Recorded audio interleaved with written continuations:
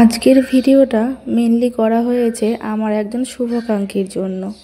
তিনি নিয়মিত আমার পোস্ট দেখেন, ভিডিও দেখেন, আর গিয়ে সেখানে ওনাকে মন্তব্য করতেই হবে।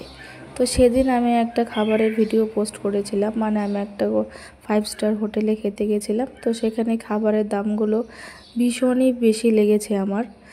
তো সেটাই আমি বলেছিলাম বলে উনি আমাকে কমেন্ট করেছিলেন যে ভালো ভালো খাবার খাচ্ছ, তাই ভিডিও করে লোককে দেখাচ্ছ। কই, যেদিন বাড়িতে আলু সেদ্ধ ভাত, ডাল ভাত খাও সেদিন তো ভিডিও করো না। আর এটাও আমি জানি আমার আজকের ভিডিওটাও উনি দেখবেন। আসলে উনি নিয়মিত আমার প্রোফাইলের ওপর নজর রাখেন, আমি কি পোস্ট করলাম না করলাম। আসলে কি বলো তো, লোকের খুব জ্বালা। তুমি ভালো থাকবে তাতেও জ্বালা, তুমি খারাপ থাকবে তাতেও জ্বালা। কিন্তু তুমি যদি একবেলা না খেয়ে থাকো তাহলে কেউ কিন্তু আসবে না তোমাকে এক মুঠো খাবার দেওয়ার জন্য। মানে কি বলবো, মানে দুনিয়াটায় এমন জায়গায় এসে দাঁড়িয়েছে না, সবাই সবার পিছনে কাঠি করার জন্য একদম প্রস্তুত, কি বলবো।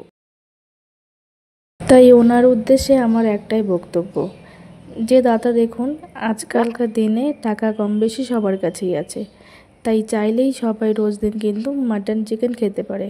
আর আশা করি আমাদের এইটুকু আর্থিক ক্ষমতা আছে যে আমরা রোজ দিনই চিকেন মাটন খেতে পারি। আমার বর যথেষ্ট ইনকাম করে, ঠিক আছে, আর আমরা ফ্যামিলিতে 2জন মেম্বার, তাই আমরা চাইলে রোজ দিনই মাটন চিকেন খেতে পারি। কিন্তু খাই না আর খাবো না, কারণ কি জানেন, আজকালকার দিনে যে হারে অসুখ বিসুখ বাড়ছে তাতে মানুষ চিকেন খেতেই ভয় পাচ্ছে, আর মাটন তো দূরের কথা।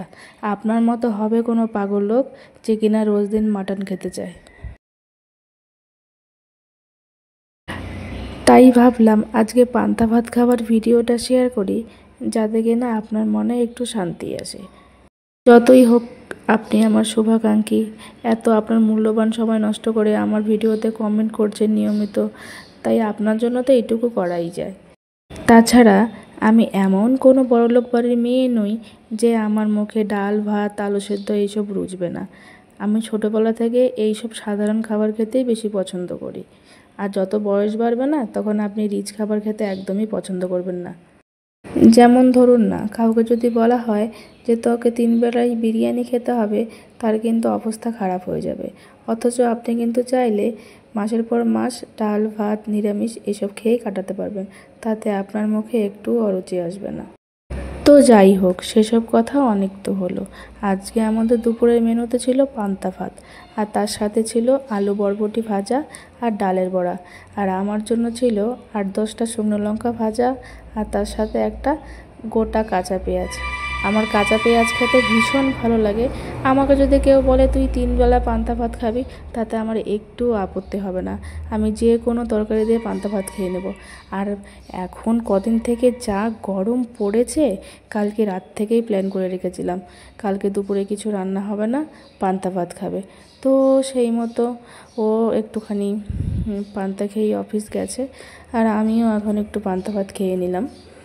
বিশ্বাস করো, এই খাবারটা খেয়ে যে কি শান্তি পেলাম, মানে দুনিয়ার সব কিছুর স্বাদ কিন্তু এর কাছে হার মেনে যায়। দারুণ।